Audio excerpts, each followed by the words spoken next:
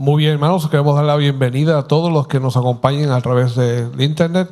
Hoy tenemos el programa de Conversemos nuevamente, como hemos tenido anteriormente varios, ya miércoles llevamos, y de verdad que ha sido un éxito, de verdad que los hermanos, ha habido muchas preguntas y Dios nos ha bendecido. Sí, lo que nosotros evaluamos como éxito es el hecho de ver que hay personas que se comunicaron y que dicen que después de este programa y de las situaciones que se están dando, están estudiando más la Biblia.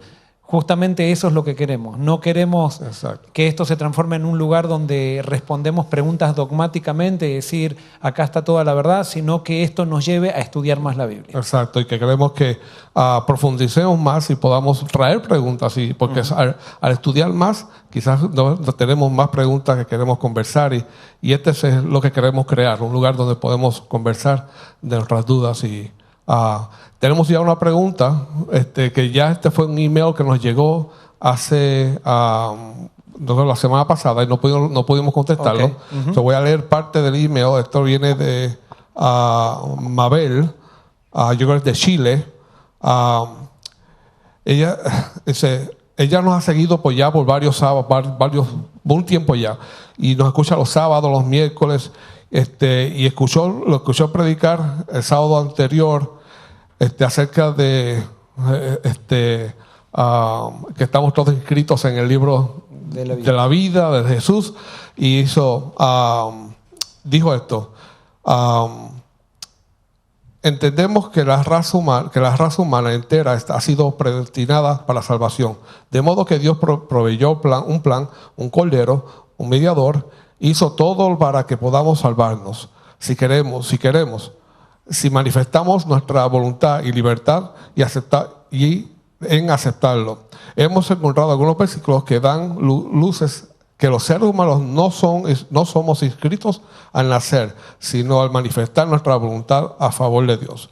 Y entonces cita el primer versículo, dice Apocalipsis 17:8. Dice: los moradores de la tierra cuyos nombres no están escritos desde la fundación del mundo en el libro de la vida. Muy bien, antes de contestar, nosotros oramos hoy para comenzar la reunión de oración, pero que posiblemente los internet no oraron, Sí. Así que vamos a orar antes de oramos contestar. antes de contestar. Sí. Oremos. Amantísimo Padre, Señor, queremos en estos momentos ponernos, Señor, bajo tu Espíritu Santo. Que, Señor, que tú podamos discutir y hablar, conversar acerca de tu palabra, y que pueda hacer cambio en nuestras vidas, Señor. Y aquí estamos para poder estudiar y ser dirigidos por ti, para poder conocerte mejor, Padre. Ese es nuestro propósito, lo que queremos hacer. Bendice a las personas que nos escuchan, los familiares, a todas las personas que se conectan con nosotros. Tú sabes también sus peticiones. Contesta, Señor, y hazle sentir tu paz en estos momentos, Padre. Lo pedimos en el nombre de Jesús. Amén. Señor. Amén. Muy bien, entonces vamos a esta pregunta. Nosotros lo que estábamos diciendo en el que predicamos fue que nuestros nombres están escritos en el libro de la vida desde la fundación del mundo. Quiero aclarar lo siguiente: estos no son dogmas, son interpretaciones. Y aquí estamos para estudiar, no para decir así es y así va a ser siempre, no. Yo puedo cambiar mi posición también, ustedes pueden analizar, y la cuestión aquí es que analicemos todo. Entonces, cuando estaba estudiando este tema, sí me encontré con este versículo de Apocalipsis 17:8, que voy a pedir si Felipe lo puede poner en la pantalla, por favor, para que todos lo puedan leer y puedan saber de qué se trata este versículo, porque a veces lo leemos, pero si lo leemos con nuestros ojos podemos, entender un poquito más. Entonces, este es Apocalipsis 13:8. Primero 17:8 dice así: la bestia que has visto era y no es, y está para subir del abismo e ir a perdición. Los habitantes de la tierra, aquellos cuyos nombres no están escritos en el libro de la vida desde la fundación del mundo, se asombrarán viendo la bestia que era, no es y será. Entonces sí, aquí hay un problema, porque aparentemente, de acuerdo a este versículo, estos nombres no están escritos en el libro de la vida desde la fundación del mundo. Cuando me encontré con este versículo dije, la verdad, acá hay algo interesante. Pero entonces una de las cosas que debemos hacer, y que para esto es útil muchas veces, ustedes saben que la Biblia no se escribió en español. O sea, la Biblia se escribió, especialmente el Nuevo Testamento, se escribió en griego. Y entonces hay muchas herramientas ahora para saber, y cómo está escrita la Biblia en griego. Y hay unos Biblias que se llaman interlineales, y ahí podemos ver palabra por palabra el original, cómo fue escrito. Entonces, yendo al original, es interesante porque nosotros en el original encontramos que se puede traducir así, que dice así: la bestia que has visto era y no es, y está para subir del abismo e ir a perdición. Los habitantes de la tierra, aquellos cuyos nombres no están escritos en el libro de la vida, que es desde la fundación del mundo, se asombrarán viendo a la bestia que era, no es y será. O sea, en el original me está hablando que el libro de la vida fue escrito en la fundación del mundo y no se está refiriendo a los que no están en el libro de la vida desde la fundación del mundo, sino que desde la fundación del mundo aparentemente se está refiriendo a el libro cuando fue escrito. Entonces, en el griego se podría traducir de las dos maneras. Eso quiero aclarar también, porque se podría traducir de las dos maneras, pero los comentadores, que saben mucho más griego que uno, ellos se inclinan más por esta interpretación. Sin embargo, ustedes van a leer en sus Biblias, y en muchas de las Biblias está la otra traducción. Y ustedes saben que las traducciones a veces, las traducciones no afectan al mensaje de la Biblia, pero sí pueden afectar a versículos de la Biblia. Entonces, por ejemplo, muchas veces el traductor traduce la Biblia del griego o del hebreo con sus prejuicios en mente. Y eso nos pasa en Lucas, por ejemplo, cuando Jesús le dice al ladrón en la cruz: de cierto te digo que hoy estarás conmigo en el paraíso. El traductor le agregó un qué ahí, que hoy estarás conmigo en el paraíso. Entonces los que leen la Biblia dicen: Jesús le prometió al ladrón que iba a estar ese mismo día con él en el paraíso. Entonces el ladrón murió y fue al paraíso. No, si uno va al griego, no existe el qué en el griego. No hay comas tampoco, pero entonces los traductores que realmente conocen bien el griego dicen: no, esa traducción está mal. O sea, esa traducción sería: de cierto te digo hoy, coma, estarás conmigo en el paraíso cuando yo venga. Y entonces por eso nosotros deducimos esto. Lo mismo pasa con este versículo. Vamos al próximo versículo entonces. Bueno, hay otro versículo que pregunta aquí, es Ezequiel a 13:9. No está el de Apocalipsis 13:8. 13:8, perdón. Ajá. Sí, antes. O sea, todos los moradores de la tierra cuyos nombres no estaban en el libro de la vida del Cordero. Muy bien. Entonces está Apocalipsis 13:8 también, que nos presenta el mismo problema. Fíjense, Apocalipsis 13:8 dice: la adoraron todos los habitantes de la tierra, o sea, a la bestia, cuyos nombres no estaban escritos desde el principio del mundo en el libro de la vida del Cordero que fue inmolado. Entonces, cuando vamos al griego, el griego se lo puede traducir así, y así lo traducen la mayoría de los comentadores. La adoraron todos los habitantes de la tierra cuyos nombres no estaban escritos en el libro de la vida del Cordero que fue inmolado desde el principio del mundo. O sea, está hablando que el Cordero fue inmolado desde el principio del mundo. Entonces, ¿cómo se explica esto en el contexto de Apocalipsis? Nosotros lo que decíamos es que Dios va a llegar un momento que va a empezar a sacar gente del libro de la vida. ¿Quiénes van a adorar a la bestia y a su imagen al fin del tiempo? Aquellos que ya hayan sido sacados del libro de la vida y que hayan rechazado el llamado del Espíritu Santo. Entonces, a eso se refiere, ¿no? ¿Hay alguna pregunta que quieren comentar? Hay otro versículo más que se menciona, que ella menciona, Mabel, dice Ezequiel 13:9, que dice: ni serán escritos en el libro de la casa de Israel. Muy bien, dice Ezequiel 13:9. Vamos a buscar, eso no lo tengo en pantalla. Y estos versículos yo los tenía en el sermón, pero no los quise explicar para no hacerlo tan largo al sermón. Ezequiel 13:9. Dice: mi mano estará contra los profetas que ven falsas visiones y adivinan mentiras.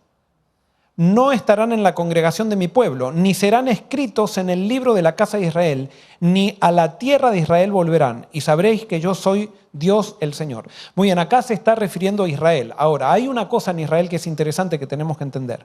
En Israel, cada vez que nacía un niño, ¿qué se hacía? ¿Qué se hacía? Se lo llevaba al templo, pero ¿qué hacían en el templo? Sí, eso también. Pero claro, yo le estoy haciendo una pregunta muy... Le daban leche, un montón de cosas, ¿no? Pero, muy bien. A los niños se los inscribía en el libro de las genealogías. O sea, los israelitas tenían un libro que iban inscribiendo todo. ¿Por qué? Todos tenían que saber de qué tribu venían y de qué familia venían. Y esos libros eran los que determinaban quién era pueblo o no era pueblo. Entonces, ¿cuándo era que se los inscribía? Cuando nacían. Y por eso tenemos las largas listas de genealogías en la Biblia. Era muy importante eso. De alguna manera puede ser que eso sea una resemblanza justamente de los libros del cielo. Entonces, ¿qué pasaba? Había un día que se llamaba el día del Yom Kippur, que se decía que todos durante el año tenían que llevar sus pecados al santuario, a los israelitas. Pero decía que el que no llevaba sus pecados al santuario, ¿qué se hacía con la persona que no llevaba los pecados al santuario? Era cortada del pueblo. ¿Qué significaba? ¿Cómo se sabía que alguien era cortada del pueblo? La sacaba del libro. Yo supongo cuando se la sacaba del libro donde estaban registradas las genealogías. Ahora, por eso hay varios momentos, digamos. Era cortado del libro cuando la persona no llevaba sus pecados al santuario o cuando no participaba de las fiestas espirituales que eran mandatorias. Ahí, porque eso quería decir que el israelita no estaba apreciando los favores de Dios. Pero eran registrados, ¿cuándo? Cuando nacían. Entonces, esto de Ezequiel posiblemente se está refiriendo al libro, es cuando se van a los falsos profetas, se los va a cortar, se los va a sacar del libro. Después nosotros vemos que, si mal no recuerdo, en Esdras, cuando quisieron ver quiénes eran sacerdotes, no encontraron en la genealogía, había unos sacerdotes que estaban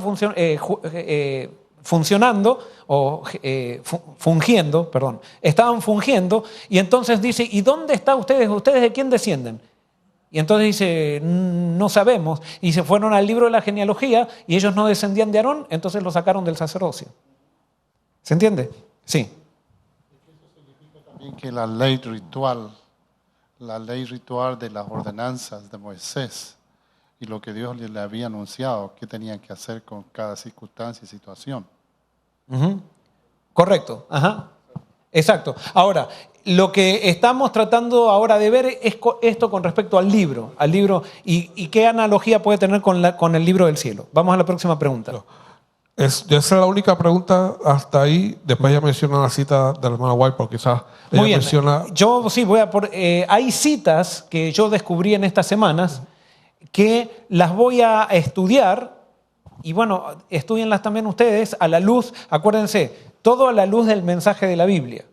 Y las vamos a estudiar y por ahí eso modifica nuestras conclusiones, pero hay que estudiar, pero acuérdense, tenemos que estudiar primero la Biblia. Uh-huh. Exacto. No sé si hay algún comentario, algunos de los hermanos, porque vamos a pasar a otra pregunta, quizás ya no tiene que ver con... Está bien, pasemos a otra. ¿Pasamos? No hay más... O sea, el de acá, ustedes pueden levantar la mano cuando quieran, o sea, no hay problema. Bueno, aquí hay otra pregunta de Eddie Choque. Dice, ¿es cierto que la Biblia enseña acerca de las jerarquías? El padre es superior al hijo, el hombre es superior a la mujer, y cada quien tiene sus roles predestinados. Bueno, lo que pasa, claro, nosotros interpretamos muchas veces que las funciones de más responsabilidad son jerarquías. Justamente, si queremos llamarle jerarquías, está bien. Ahora, en la Biblia se habla de la grandeza. Sin duda que se habla de la grandeza. Y la Biblia, es más, nos pide que nosotros busquemos ser grandes. Sin embargo, la manera de ser grandes de la Biblia es diametralmente opuesta a la manera en que esta sociedad se maneja la grandeza. Por ejemplo, la Biblia dice que ¿quién es el más grande? A ver... ¿Cómo? Sí, pero ¿quién, la persona, ahora con nombre y apellido, quién es la persona más grande que existe dentro de los seres humanos? Jesús. Y entonces la Biblia en Filipenses capítulo 2 nos dice por qué Jesús es el más grande. ¿Y por qué Jesús es el más grande? La Biblia dice, porque Él se anonadó a sí mismo y Él bajó, se hizo siervo, y no solamente se hizo siervo, sino que, se hizo hombre, se hizo siervo y murió en una cruz. O sea que la grandeza de la Biblia está determinada por una persona cuánto baja. Tú eres tan grande mientras más bajas. Eso es en la Biblia. En esta sociedad a ti te dicen tú eres más grande mientras más ¿qué? Mientras más subes. Es interesante que ustedes van a Isaías 14 y el pecado de Lucifer fue justamente, ¿cuál fue el pecado de Lucifer? Querer subir, no querer bajar. Entonces, en la Biblia no hay ningún problema si el hombre quiere ser más grande. Pero entonces dice Dios, ¿tú quieres ser más grande? Entonces tienes que ser el que más sirva. Entonces, si quieres ser más grande que la mujer, entonces sirve más que la mujer. Punto, ya eres más grande. Si la mujer quiere ser más grande que el hombre, ¿qué tiene que hacer? Servir más que... Y entonces lo que Dios nos dice, no compitan uno con el otro. O sea, simplemente cada uno esté en su rol. No es jerárquico, es un rol funcional. Sin duda, sí, la Biblia marca funciones diferentes entre el hombre y la mujer. Esas funciones no determinan jerarquía ni determinan importancia, sino que determinan complemento. Por ejemplo, la Biblia dice en Génesis capítulo 1, versículo 26 o 27, dice que Dios creó al hombre a su imagen, a imagen de Dios lo creó, varón y hembra los creó. Entonces, un hombre es un varón más una ¿qué? Más una hembra. O sea que el hombre es un complemento de dos sexos. No es que el hombre es el varón, no. El varón es el varón. El hombre es el varón más la mujer. Y cuando se une el varón y la mujer, entonces son hombre. ¿Me explico? Entonces, en esa ecuación, bueno, pero es lo que la Biblia traduce como hombre, o sea, en español, digamos. Entonces, pero es lo que la Biblia dice hombre. O sea, entonces, lo que me dice es que la humanidad somos varones y mujeres y que nos complementamos. Sí, lo que la mujer no tiene físicamente, el hombre lo tiene, y lo que el hombre tiene físicamente, la mujer no lo tiene. Lo que el hombre tiene psicológicamente, la mujer no lo tiene. Por ejemplo, a nosotros los hombres naturalmente nos gusta, somos más aventureros, nos gusta ir adelante. A la mujer es más precavida, y Dios le puso eso porque ella tiene a los niños mucho más cerca y Dios le puso ese sentimiento de cuidado para que haya un equilibrio. Por ejemplo, a nosotros los hombres nos gusta abrazar, a las mujeres les gusta más, también les gusta abrazar, pero les gusta más ser abrazadas. Entonces, a nosotros también nos gusta que nos abracen, pero entonces, todo es un complemento. El gran problema que se ha hecho esta sociedad es el hecho de que uno de los problemas es el machismo. ¿Qué dice el machismo? Que los hombres son más importantes, jerárquicamente son más importantes que las mujeres. Eso va en contra de la Biblia, porque la Biblia que dice que es varón más mujer. Después está el feminismo. ¿Qué dice el feminismo? Que la mujer puede hacer todo lo que el hombre puede hacer. Eso es mentira. La mujer no puede hacer todo lo que el hombre puede hacer, ni el hombre puede hacer todo lo que la mujer quiere. Porque si yo quiero dar a luz, no puedo. No puedo. Y me saco el sombrero por las mujeres. Suerte que no puedo. Suerte. Pero yo no puedo. O sea, y las mujeres pueden hacer algo que nosotros no podemos, nosotros podemos hacer algo que ellas no pueden. Por ejemplo, la mujer tiene fuerza de resistencia, nosotros tenemos fuerza potencial. O sea, la mujer tiene fuerza a lo largo, nosotros tenemos fuerza potencial. Entonces hay que levantar algo y nosotros somos los que tenemos fuerza para levantar. Pero ¿quién es el que más resiste?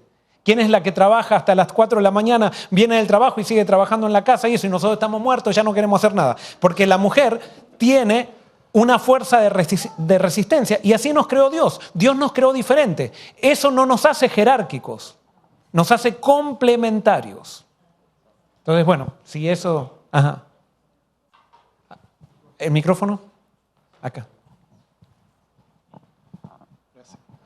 Dios siempre ha tenido un orden en todas las cosas. Dios no es un Dios de desorden. Cuando hay orden, hay paz, hay tranquilidad, hay felicidad, porque todo marcha de acuerdo al plan divino de Dios. Dios estableció las cosas como lo hizo por razones para beneficios nuestros. Él no hizo nomás a la mujer para esta cosa y al hombre para otra, sino los hizo a los dos de un complemento que los dos pudieran ser uno. Correcto. Así como Dios, el Padre, el Hijo y el Espíritu Santo son uno. Entonces podemos decir, bueno, el Padre es mayor, el Hijo es mayor, el Espíritu Santo es mayor. No, los tres son uno. Correcto. Muy bien, vamos a la próxima pregunta. No sé si hay algún comentario. Está callada la iglesia hoy. Muy bien. Preguntas, puede haber preguntas también. Preguntas o comentarios. O pasamos entonces a otra pregunta. Esta viene de David. No sé de dónde es, pero desde hace tiempo me he preguntado si llego a comprar o construir un hotel, ¿Cómo haré los sábados? Quizás solo administre el hotel o tenga trabajadores, pero ¿cómo aplicar ese ni tú ni tu siervo? ¿Deben hacer trabajo alguno y además reposar? Algunos hacer trabajo y otros reposar. Hay clientes que pagan para quedarse desde el jueves hasta el domingo. ¿Cómo hacer en esta situación? Y si hay servicio de restaurante, creo que complicaría la cosa. Muy bien. Ya hemos hablado también del Hemos sábado. hablado de esto, pero simplemente yo Gracias. quiero decir algo. Hay algo claro en la Biblia, muy claro, que el sábado es el día de reposo. O sea, nadie puede argumentar otra cosa. O sea, si alguien quiere decir que hay otro día de reposo, en la Biblia no se encuentra. Hay un solo día de reposo en la Biblia que es el sábado. Y eso no lo podemos cuestionar. Ahora, ¿cómo se guarda el sábado? Ya cada uno tiene que saber para qué guarda el sábado. Y de acuerdo a la relación que tenga con Dios, tiene que determinar cuáles son las acciones que va a tomar. En conciencia con Dios. Yo puedo decir, a mí me parece que no, a mí me parece que sí, pero esos son mis pareceres. Cada uno sabe. Y yo di un ejemplo, creo que fue en el primer Conversemos, di un ejemplo acerca de esto, pero por ejemplo hay situaciones de servicio que se necesitan. Por ejemplo, en esta zona, si no hubiera hotel los sábados, o sea, funcionando los sábados, vendría la gente a las graduaciones y todo eso y no podría venir a visitar a sus hijos. De alguna manera tiene que haber algún hotel. Y si fueran todos seguidores de la Biblia, todos guardarían el sábado, entonces o tendrían que todos recibir en la casa como hacían en la Pascua en Jerusalén, pero ahora por los problemas que hay de inseguridad y todo eso, es muy difícil llegar a esas situaciones, o tendría que haber alguien de servicio, que dé servicio para eso. Y vuelvo a repetir, ahora, acá no pasa si se puede o no se puede, acá pasa qué es lo que promueve más mi relación con Dios. ¿Por qué? Porque el sábado es un tiempo que Dios lo separó para mí. Dios lo separó. Primero Él lo separa para mí y yo para Él. Después yo en respuesta lo separo para Él. Entonces yo no puedo hacer nada que interrumpa mi relación con Dios. De acuerdo a tu relación con Dios, van a ser tus decisiones. Yo me acuerdo cuando yo estaba estudiando, había un viejito que estaba enfermo y entonces pagaban $10 la hora para poder cuidarlo. Y había que cuidarlo los fines de semana. Y especialmente los fines de semana. Y a mí me pidieron, y con esto no quiere decir que yo estaba mal, ni bien, ni nada, a mí me pidieron que lo cuide, y como había como 20 personas que querían cuidarlo, porque aparte pagaban muy bien y todo eso, había 20 personas, yo dije no, yo no quiero cuidarlo. Pero era mi decisión personal. Ahora yo no podía decir tampoco, el que lo está cuidando está violando el sábado. No, porque estaban haciendo un servicio.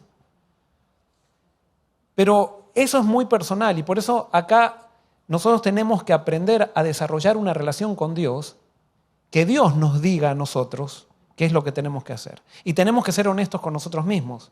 Si realmente esto promueve mi crecimiento con Dios, entonces tengo que abrir el hotel. Si esto está sirviendo a personas, porque hay personas incluso que pueden venir a escuchar un sermón y no tienen dónde parar o algo por el estilo. Si esto está haciendo un bien, Dios me pide que abra el hotel. Ahora, si esto es simplemente por lucrar y es por un negocio, posiblemente entonces eso está separando, estoy violando el sábado.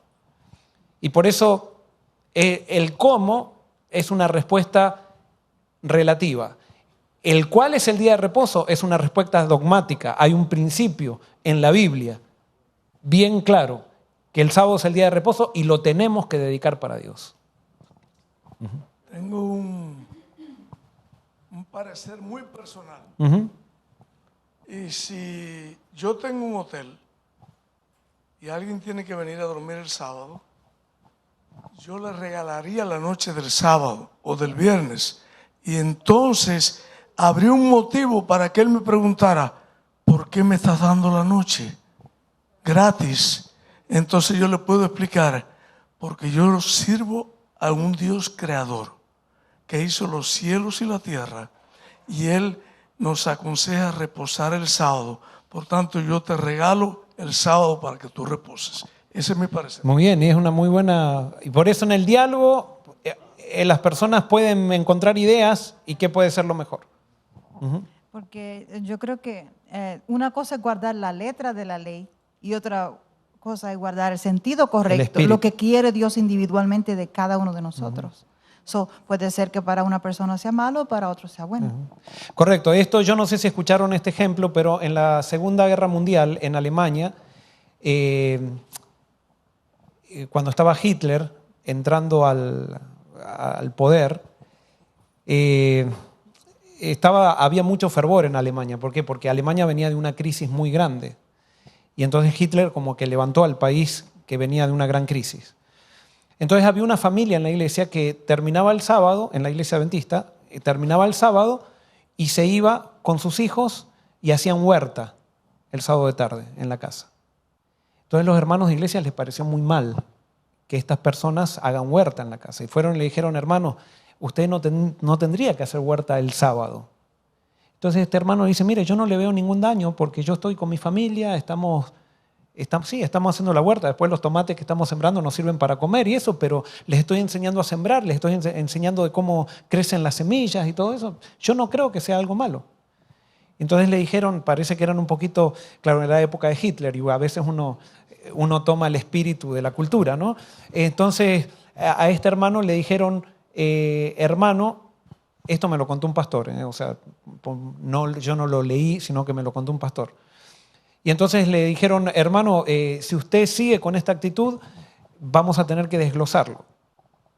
Y bueno, y él siguió con la actitud con la familia y lo desglosaron, lastimosamente. Cuando comenzó la guerra, las leyes en Alemania comenzaron a ser más exigentes, más estrictas. Y entonces hubo un grupo de líderes de la iglesia que se unieron con la filosofía de Hitler.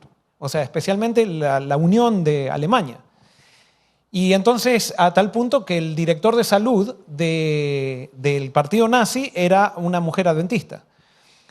Entonces, Hitler le dijo a las personas, les dijo, muy bien, todos tienen que ir los sábados a la escuela, y dio la orden.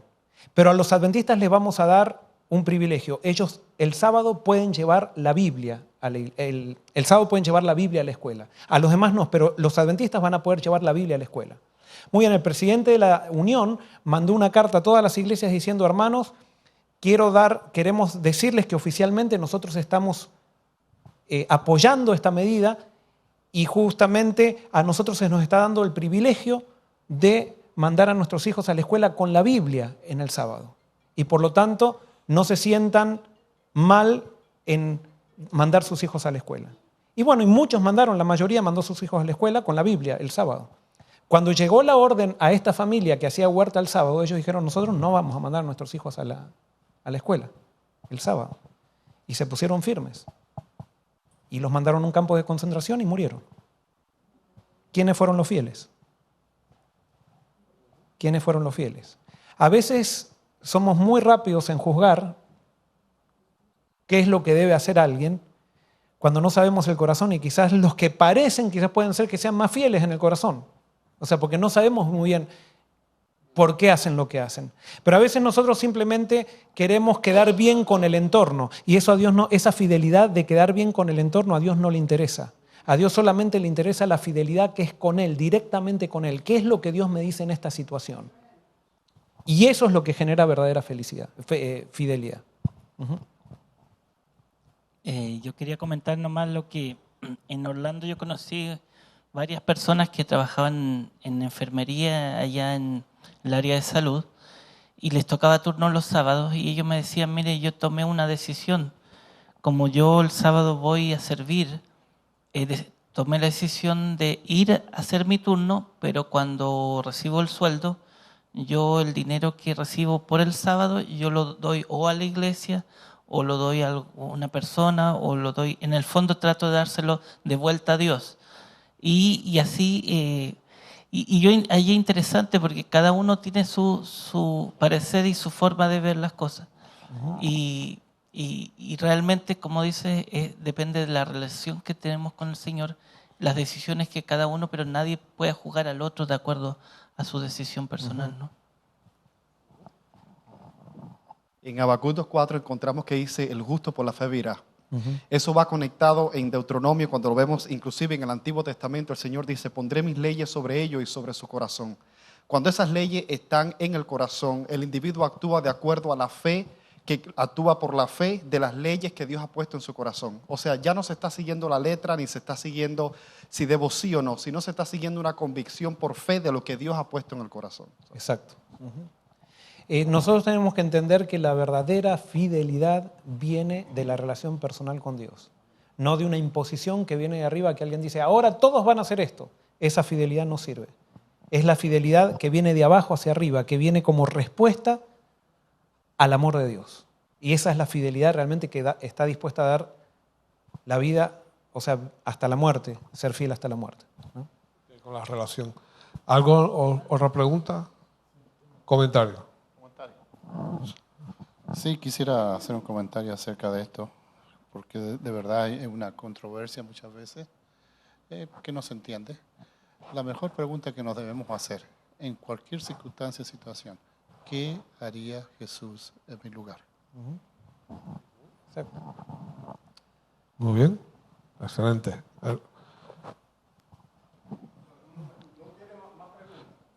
Sí, tengo más. Pero si tienes una pregunta. Sí, sí. No está bien, si tengo una pregunta, va a haber una más, pero... Le damos el tiempo. Le damos el tiempo. No, haga la pregunta, porque es una más y estás tranquilo, que tenemos tiempo. Sale de ustedes. Sí, Bueno, sí, adelante. Mi pregunta es para vos. Ajá, es para vos.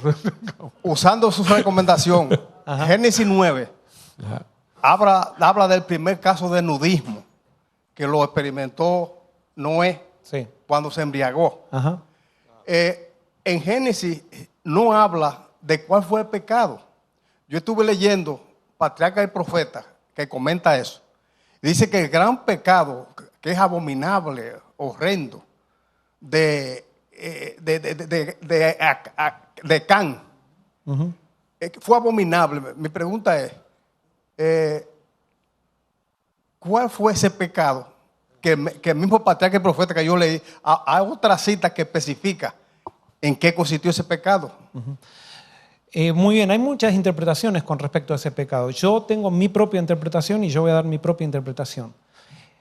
Ustedes saben, Noé estaba borracho, ¿verdad?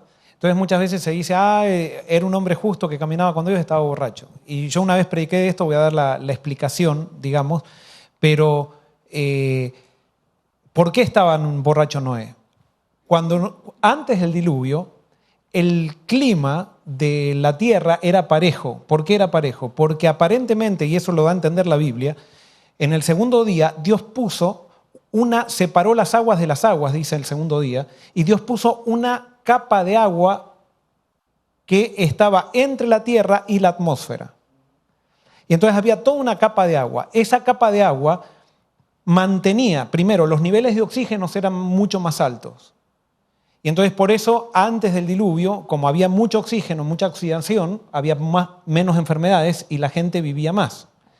Entonces, cuando viene el diluvio, dice que las cataratas del cielo se rompen. ¿Qué es lo que se rompe de las cataratas del cielo? Se rompe esa capa de agua que hacía que hubiera un clima parejo en todo el mundo. Y entonces al romperse las capas de agua, entonces ya cambian los climas, comienza el invierno, comienza el verano y todo lo demás. Pero entonces bajan los niveles de oxígeno en el mundo. Ahora, todas esas explicaciones científicas Noé no las sabía. Entonces Noé, cuando baja del arca, estaba muy contento y él se recuerda que un jugo que le gustaba era el jugo de uva. Pero como los niveles de oxígeno eran menores, ahora el jugo se fermentaba mucho más rápido. Entonces él prepara el jugo y esperó el mismo tiempo que esperaba antes, pero entonces cuando se lo toma ya estaba fermentado. Y por eso se emborracha. Esa es la explicación. Ahora, mi interpretación de cuál fue el pecado de Can, cuando Can ve a su padre borracho y lo ve desnudo, haciendo un ridículo, Can, en vez de ir y sentir simpatía por su padre y decir, no, que no pase vergüenza a mi papá, él se ríe de su padre y se burla y aumenta la vergüenza de su padre. Ese fue un gran pecado. Hay otras interpretaciones que van mucho más allá, que son mucho más, pero el pecado de cuando nosotros le hacemos daño, cuando nosotros no respetamos a un padre, eso es un pecado muy grave a los ojos de Dios. Correcto. Entonces, yo creo que ese fue el pecado de Can. Hay algunos que dicen no, porque él quiso acostarse con el padre y que no sé qué más. O sea, puede ser, no sé. Pero a mí me parece que dentro de todo, si quiso hacer eso, está bien. Eso también puede ser que haya pasado. Pero el pecado comenzó cuando él se empezó a burlar de su padre, viendo que su padre estaba pasando vergüenza.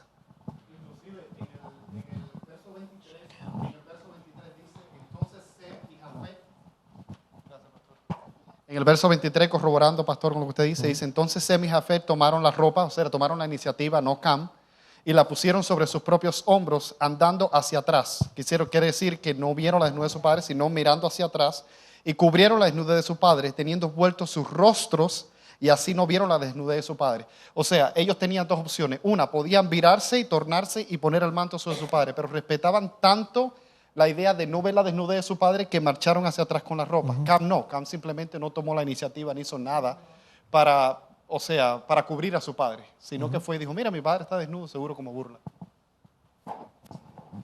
Muy bien, acá están haciendo preguntas Sí, ahora directamente estas son preguntas frescas. Estas son en YouTube, están pasando las preguntas. Dice, ¿cómo se puede definir el pecado contra el Espíritu Santo? ¿Cómo se puede definir el pecado contra el Espíritu Santo? O sea, puede haber muchas maneras de definirlo, pero el pecado contra el Espíritu Santo esta es lo que yo interpreto también, creo que tengo base bíblica para esto, pero las personas, entra el Espíritu Santo a la persona y la persona, a medida que confiesa sus pecados, o mejor dicho, cuando se entrega vive la plenitud del Espíritu, pero en la medida que va caminando va perdiendo la plenitud del Espíritu en cada pecado que comete. Si no volvemos a confesar los pecados, el Espíritu va perdiendo lugar en nuestra mente y entonces los pecados toman el lugar de nuestra mente. Entonces, una vez que sale el Espíritu, que nosotros nos resistimos a reconocer la voz del Espíritu Santo y no actuar de acuerdo a lo que el Espíritu Santo nos impulsa, entonces nosotros nos vamos endureciendo hasta que llega un momento que el Espíritu Santo, respetando nuestra libertad, tiene que salir de nosotros. Si el Espíritu Santo llega a salir de nosotros, ya no hay más remedio, porque es el Espíritu Santo el que nos da el arrepentimiento, el que nos da el deseo de buscar a Dios, el que nos da el deseo de venir a la iglesia, de leer la Biblia. O sea, si no hubiera Espíritu Santo, nosotros no tendríamos ningún deseo natural por Dios. Y es el Espíritu Santo. Entonces, una vez que sale el Espíritu Santo, Jesús dijo, si la sal perdiere su sabor, ¿con qué será? Volverá a ser salada. ¿Cómo lo puedo definir al Espíritu Santo? El pecado contra el Espíritu Santo es la salida del Espíritu Santo de la vida por medio de la resistencia continua de una persona a su llamado. Así lo definiría yo. Sí, pero es una desobediencia paulatina, que es cuando sale constante, que hace que el Espíritu Santo salga de mi vida porque yo ya no quiero saber más nada con Dios a pesar de que lo tengo dentro. Basado en eso, yo he conocido personas que dicen, no, yo ya pequé contra el Espíritu Santo porque yo ya... Y piensan que, o sea, para mí el hecho de que la persona entienda que está mal, quiere decir que el Espíritu está ahí. ¿Entiendes? Justamente la persona que se siente mal es porque el Espíritu está actuando. Pero si la persona no tuviera conciencia ya de su pecado, es cuando ya el Espíritu no actúa. Pero la persona que pecó contra el Espíritu Santo no busca a Dios. Claro. Si una persona todavía dice, yo ya pequé, pero quiero buscar a Dios, ya está, no pecó. Pudiéramos decir también que Balaam, de alguna manera, paulatinamente, el Espíritu se fue retirando de él y simplemente Dios lo usó para el propósito e inclusive hasta el Espíritu Santo de Dios le dio chance a través del ángel que se manifestó enfrente de él y él decidió rechazarlo y el Espíritu se apartó de él y murió. Por ejemplo, los fariseos de la época de Jesús rechazaron al Espíritu Santo y eso lo dijo Jesús, pero ellos seguían yendo a la iglesia, seguían guardando el sábado, seguían ellos en su criterio guardando la ley. Es más, murieron cuando los romanos destruyeron Jerusalén, murieron en fidelidad a Dios, entre comillas, habiendo pecado contra el Espíritu Santo. ¿Por qué? Porque el Espíritu Santo no es seguir mis ideas religiosas, sino que cuando yo tengo el Espíritu Santo voy siguiendo lo que Dios me va diciendo. La fidelidad no es fidelidad a normas, es fidelidad a Dios, a una persona. la persona que pecó contra el Espíritu Santo ya no quiere ser más fiel, no tiene ni deseo de ser fiel. O sea, está, por ejemplo, vamos al caso de Judas. Judas, cuando rechaza a Jesús, él tenía todavía oportunidad de ir y pedirle perdón a Jesús. Y Jesús lo hubiera perdonado. Pero él no quiso. Prefirió colgarse en un árbol antes que reconocer que había pecado. Entonces, no se puede, nosotros no podemos decir cuándo alguien pecó contra el Espíritu. Ese es el único, es Dios. Lo que sí puedo decir, porque lo podemos por la Biblia, es que Dios tiene una gracia y un amor impresionante y una paciencia tremenda. Y no porque una persona se esté drogando o algo por el estilo, quiere decir que pecó contra el Espíritu Santo. Dios tiene unos parámetros diferentes para definir lo que es pecado contra el Espíritu Santo, que no están tanto relacionados con la conducta, sino que están relacionados con las actitudes. Y alguien que tiene una excelente conducta puede haber pecado contra el Espíritu Santo. Y alguien que quizás tiene una conducta pésima todavía quizás no pecó. Y eso no quiere decir entonces que que estamos acá fomentando la conducta pésima. No. Lo que no estamos fomentando, la Biblia no fomenta, es el juicio. Nosotros no podemos juzgar a nadie. Bien, ¿algo más? ¿Algún comentario? Hay una pregunta más que vino hoy, Pastor Joel Barrios, ¿de dónde se encuentra que los pioneros adventistas no tenían credos? Muy bien. Bueno, yo tendría que traerles a ustedes las... digamos, puedo hacer una propaganda. No que no tenían credos, sino que ellos determinaron que no iban a tener credos y dijeron nuestro credo es la Biblia. Yo estoy escribiendo un libro que se llama Adventismo Orgánico, que justamente hay un capítulo que analiza la primera parte, algunos episodios que ocurrieron el día que se fundó la iglesia, y ellos dijeron, la Biblia es nuestro credo, y no queremos tener credos. ¿Por qué? Porque el día que tengamos credo, vamos a pensar que esa es la verdad. Y el día que el Espíritu Santo nos diga otra cosa diferente al credo, le vamos a hacer caso al credo y no al Espíritu Santo. Por lo tanto, Jaime White decía, los credos van en contra de los dones del Espíritu. Y nosotros, como pensamos que los dones del Espíritu son algo correcto, no podemos entonces tener credos. ¿Dónde está? En los libros de historia. O sea, si... Eso está en los libros de historia denominacional. Ahora hay muchos libros de historia denominacional. Y tenemos que esperar entonces que salga el libro. Que salga el libro. Y yo, ¿saben qué? No me acuerdo en este momento, porque esto ya lo escribí hace bastante tiempo, no me acuerdo de dónde cité, pero es de un libro en inglés, que es un libro de historia, que ahora no me acuerdo el nombre, pero como no sabía que iba a estar esta pregunta, les puedo traer el libro la próxima vez. Exacto. Seguimos. Ese Pastor Joel, mi hijo me pregunta si el Espíritu Santo estuvo también en el Antiguo Testamento. ¿Desde cuándo existe el bautismo? Y si en el Antiguo Testamento existían los dones del Espíritu Santo. Muy bien, en el Antiguo Testamento aparece el Espíritu Santo en el segundo versículo de la Biblia, a pesar de que el Génesis no fue el primer libro que se escribió, pero sí en Génesis, en el segundo versículo, ya aparece el Espíritu. Ahora, lo que sí entendemos es que la gente no entendía muy bien lo que es el Espíritu, como todavía nosotros no entendemos tampoco. Si alguien acá dice, no, porque yo entiendo bien lo que es el Espíritu, creo que es un acto de soberbia, porque todavía no podemos entender bien. Sí podemos entender la obra del Espíritu. Ahora, sí hay algo claro. Los dones del Espíritu existían en el Antiguo Testamento, y si ustedes quieren vayan al libro de Jueces y van a ver mucho en el libro de Jueces cómo el Espíritu tomaba a los generales y eran inspirados para hacer batallas donde ganaban y donde eran dirigidos por Dios en esas batallas. Sin embargo, la obra del Espíritu estaba limitada en el Antiguo Testamento. ¿Por qué estaba limitada en el Antiguo Testamento? Hay un versículo en la Biblia que creo que está en Juan 17:17 que dice, santifícalos en tu verdad. Tu palabra es verdad. Entonces pregunto, ¿quién es el agente santificante? ¿Quién es el que nos santifica? El Espíritu Santo. Entonces dice que santifícalos en tu verdad. O sea, le dice que el Espíritu Santo obre en la verdad y dice en tu palabra es la verdad. ¿Y quién es la palabra?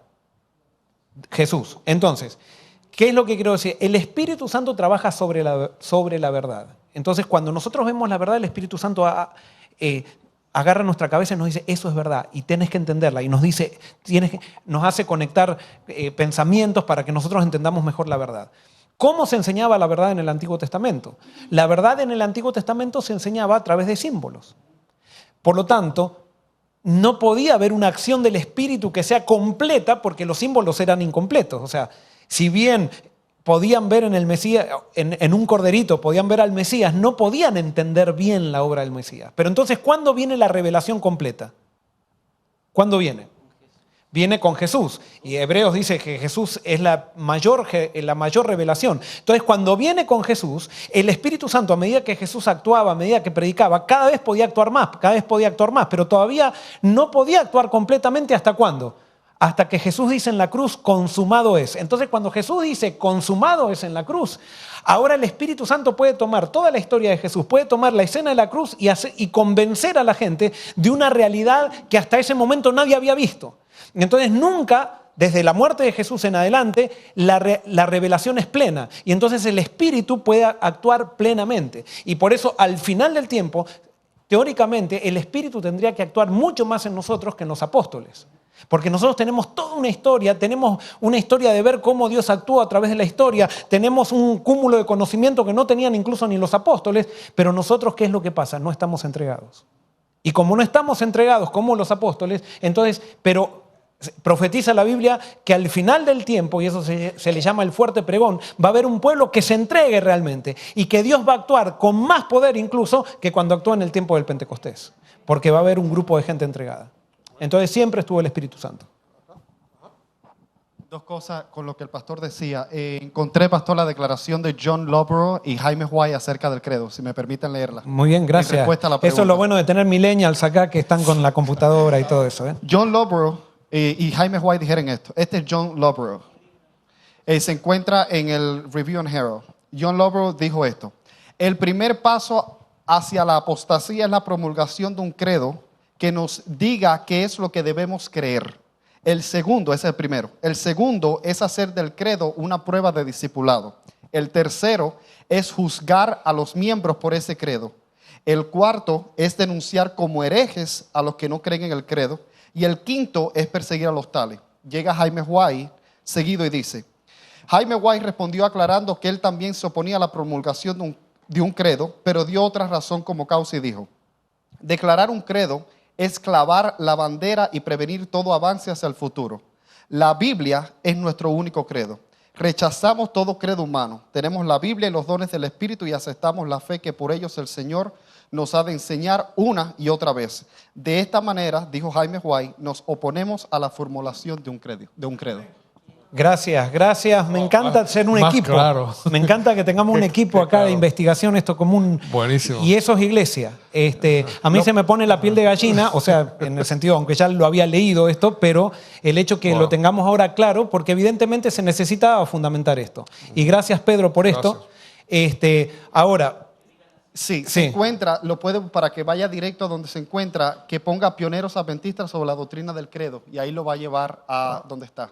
Y en relación a esta pregunta de acá, también con lo que decía el pastor, es importante como Jesús dijo en Mateo, y he aquí que el Espíritu de toda verdad os revelará toda la verdad, porque no hablará por sí mismo, sino hablará todo lo que oyere del Padre. O sea que Él revela todo lo que oye del Padre y Él mismo, Él revela lo que es la verdad. ¿Saben qué? El hecho de que no hubiera credos, y vuelvo a repetir lo que dijimos la vez pasada, que no hubiera credos en la iglesia adventista, hacía que todo el mundo estuviera dispuesto a analizar y no tenían miedo de analizar. ¿Por qué? Porque a veces cuando hay credo, la gente tiene miedo a ver si llego a una conclusión un poquito diferente a la que llegaron un grupo de teólogos y a ver si después por esto me sacan de la iglesia. Entonces están todos con miedo y al final aceptan todos lo que piensa la gente y no lo que revela el Espíritu a través de la palabra. Y por eso fue uno de los genios de la iglesia adventista, lo que la hizo movimiento, el hecho de no tener credo y el hecho de decir la Biblia es nuestro credo. Entonces dijeron, ¿cuál va a ser nuestra prueba de discipulado? Esta va a ser nuestra prueba de discipulado, que crean en Jesús como Salvador y que estén dispuestos a guardar los mandamientos. Esa era la prueba para ser un adventista cuando el movimiento adventista nació. Amén. O sea, encontró algo más para hacer. Encontré la cita que el pastor me había dicho. Ok, se encuentra en Review and Herald, 6 de julio de 1869. Una vez más, Review and Herald, 6 de julio de 1869, volumen 18. Muy bien, en la Review and Herald, de paso están todos los archivos en cada asociación general. Hay una revista adventista, en esa época Review and Herald también, donde se escribía todo lo que estaba sucediendo y se daba testimonio de todo lo que sucedía. Exacto. Continuamos y yo creo que Ya tenemos que ir cerrando, porque sí. tenemos que ir cerrando. Dice, ya estábamos hablando del Espíritu Santo. Dice, ¿por qué orar? Podemos orar al Espíritu Santo. Dice, ¿por qué se lo tenemos que pedir al Padre? No sé, eso pregúntenselo a Jesús. Jesús dijo que le pidamos al Padre, pero vuelvo a repetir, o sea, leamos la Biblia y veamos qué es lo que Dios nos impresiona en la Biblia. Hubo una época, me acuerdo, yo tenía 13 años, me acuerdo que una escuela sabática que se estudió, que se empezó a enseñar a orar al Espíritu Santo. Y hay gente que lo hace. En la Biblia no encontramos esa fórmula. Yo tampoco diría que el que ora está perdido, o sea, tampoco. Pero yo creo que estas cosas son detalles y que cada uno tiene que estar seguro en su fe qué es lo que tiene que hacer. Vuelvo a repetir, hay cosas que no podemos decir cada uno. Por ejemplo, no podemos decir, no, el que quiera guardar el día lunes, que guarde el día lunes. No, está bien claro en la Biblia. Pero hay otras cosas que son detalles, que no hacen a nuestra salvación. Y no nos podemos dividir por esas cosas. Estaba mi esposa levantando la mano. Con micrófono, es porque... Que más que orar al Espíritu Santo, siento que es el Espíritu Santo que nos da las palabras en la oración. O sea, como que antes de orar podemos pedir al Espíritu Santo que nos guíe en la oración. Gracias, me diste una luz tremenda con lo que me dijiste. Nosotros no tenemos que orar, esto es mi interpretación, no tenemos que orar al Espíritu, nosotros tenemos que orar en el Espíritu. Y entonces en el Espíritu oramos al Padre y el Espíritu intercede por nosotros haciendo las oraciones que el Padre quiere escuchar. Y no es que el Padre está esperando que yo adivine lo que Él piensa, sino que para orar en el nombre de Jesús nosotros necesitamos tener el Espíritu del Padre. Y en el Espíritu del Padre tenemos la seguridad que tenemos todas las oraciones contestadas. Es que ellos tienen las funciones bien definidas. El Espíritu está dentro de mí, entonces si yo le oro a Él, Él está en mí. Entonces Él me ayuda a yo orarle al Padre en el nombre de Jesús. Correcto. Porque si yo le hablo al Padre en mi nombre, no pasa nada. Él aplica los méritos de Jesús, por eso Jesús dijo, oren en mi nombre, porque es la justicia de Él que es puesta sobre mí para que yo llegue allá, pero el Espíritu es el que me capacita a entender lo que debo pedir. Entonces, cada uno tiene sus funciones, cosas, sigamos las instrucciones de la Biblia y ya. Amén, amén. ¿No es enriquecedor este diálogo? A mí me resulta súper enriquecedor, o sea... Amén. Yo pienso que ya es hora de concluir. Hay una pregunta, quizás podemos leer y empezamos con esa la vez que viene, no sé. Dice, hola hermanos queridos, Dios les bendiga, os bendiga. Quisiera preguntar acerca del cumplimiento de la fiesta de trompetas que hizo Jesús en el cielo y qué sucedió en la tierra. Bueno. Creo, no sé si lo vamos a contestar el próximo Conversemos. O sea, esto requiere un estudio. De la fiesta de las trompetas, qué son las trompetas. Yo estoy predicando ahora sobre los 7 sellos. El año pasado prediqué sobre las iglesias, este año de los hechos, y posiblemente, vamos a ver, el año que viene predique sobre las trompetas. Y con eso no quiere decir que yo voy a predicar la verdad sobre las trompetas, pero es un estudio que requiere más de una conversación. Más de una conversación. Exacto. Creo que vamos a dejarlo en remojo. Exacto. Eso para una serie, no para... Exacto, exacto. David tiene algo que está ahí. No me puedo quedar callado. Esto fue anoche mismo, comparto con la iglesia y con nuestros hermanos. Anoche mismo le comentaba yo al pastor, estoy estudiando esto acerca de las trompetas y si tienen una correlación con eventos que han de suceder en el Apocalipsis en el futuro. El pastor va a tocar en eso y lo vamos a dejar en remojo. Las trompetas sí, como decía la pregunta, en la fiesta de las trompetas era para una santa convocación. Tenía 3 definiciones, una santa convocación, una para guerra y una para el arca, para que se acercaran nada más los sacerdotes, el pueblo o se iban a la guerra. Siempre era para una santa convocación. Y bueno, ya el cumplimiento del futuro bien, se dejaba al pastor. Te voy a agregar algo más. Y la fiesta de las trompetas precedía al Yom Kippur. Que cuando ellos empezaban a sonar las trompetas quería decir que era la oportunidad para llevar los pecados al santuario porque venía el momento que se iban a eliminar los pecados del pueblo. Entonces tenía esas dos acepciones y esta acepción eran 3 acepciones que tenían las trompetas cuando se usaban las trompetas. Y después también cada mañana se tocaban trompetas, las trompetas de plata eran o eran shofar. Bueno, no me voy a poner a especular ahora porque por ahí... digo, eso viene y podemos estudiar todos juntos aparte de... Muy bien, hermanos, yo creo que con esto vamos a concluir, son las 8:15. Queda una pregunta de Facebook, pero quizás podemos tomarla la próxima vez. Pero vamos, yo creo que debemos terminar ya. Vamos a y siguen escribiéndonos ahí. Está bien, sí, pero hay muchos mensajes. Les agradecemos por comunicarse. Sí. Esto nos encanta, poder estar conectados con mucha gente de todos lados y hacer un estudio bíblico. Y por eso, si ustedes también tienen sus conclusiones, mándenlas, que las vamos también a leer. Y continuaremos el próximo. Y debemos saber que estamos sí leyendo todos esos mensajes y que se están estudiando y que queremos escucharles a todos. Así Muy bien, voy a terminar con una propaganda antes de que vos hagas el cierre. Tenemos un nuevo miércoles que va a ser los terceros miércoles de los cuartos, perdón. Del mes. Los cuartos miércoles de cada mes va a ser un miércoles de reavivamiento, donde va a ser un miércoles que vamos a orar por el Espíritu Santo, solamente orar. No sabemos bien cómo lo vamos a hacer con nuestros amigos de internet, pero esperamos que ustedes nos acompañen también orando. No va a haber predicación, sino que vamos a clamar por el Espíritu. Entonces, si hay gente, por ejemplo, sabemos que hay muchos de Chile que nos escuchan, de Colombia, de Argentina, de Centroamérica. Si ustedes quieren unirse a nosotros ese día por internet, orando y clamando a la misma hora, vamos a empezar a ver el poder de Dios, estoy seguro de eso. Así es. No sabemos qué, pero algo Dios va a hacer, porque Dios siempre que lo buscamos, lo hallamos. Así es, y Dios nos ha dado la oportunidad de la tecnología para poder unirnos aún en oración. Así que, hermanos, concluimos. Gracias por lo que nos acompañaron y los esperamos pronto, ya la próxima. Vamos a concluir entonces con una oración. Vamos a ponernos en pie, hermanos, y oramos para concluir. Amantísimo Padre que estás en los cielos, Señor, gracias por la oportunidad de estudiar, de hablar, de escucharte, Señor. Es emocionante poder conocerte y experimentarte en nuestras vidas, Señor, y lo que puedes hacer, lo que haces en nosotros, Señor. Queremos, Señor, de una manera especial pedirte a los que nos escuchan en línea, a través de las redes, bendice sus hogares, dale paz en sus corazones en estos momentos, Señor, y podamos continuar creciendo juntos, así preparando camino para tu pronta venida, Señor.